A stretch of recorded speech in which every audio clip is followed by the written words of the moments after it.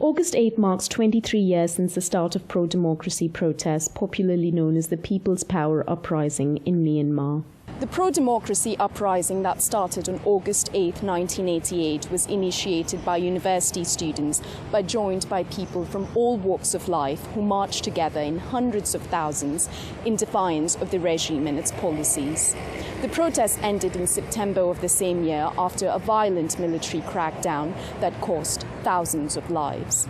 Following the uprising, around 10,000 activists fled to the Thai-Myanmar border, where the first alliances between ethnic and democracy movements were established. Some of the Chiang Mai-based groups gathered over the weekend to commemorate the anniversary of the protests. Former student activists from the 88 generation, who now head leading human rights organizations, recounted their experiences. They emphasized the need for a unified voice amongst the various ethnic groups that constitute present-day Myanmar. Democracy for the people, by the people, of the people. There should be no discrimination based on the ethnic or racial or any classes. And human rights as well.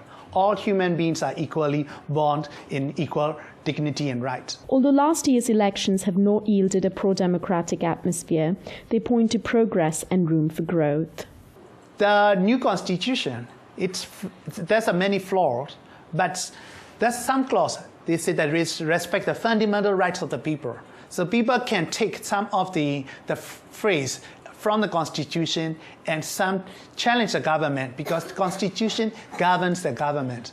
It has been more than 2 decades since the start of the quest for democracy, but just over 3 months since the inception of a new government that has promised laws to safeguard fundamental rights of the people. But since Election Day in November 2010, fighting re-emerged in different ethnic minority regions, where armed groups refused to merge with the state military. A civilian from Shan State, now living in exile and working as a journalist in Thailand, describes the fighting that has been ongoing in Shan State over the past several months. The military offensives in Kaching and Shan have worsened since the new government formed.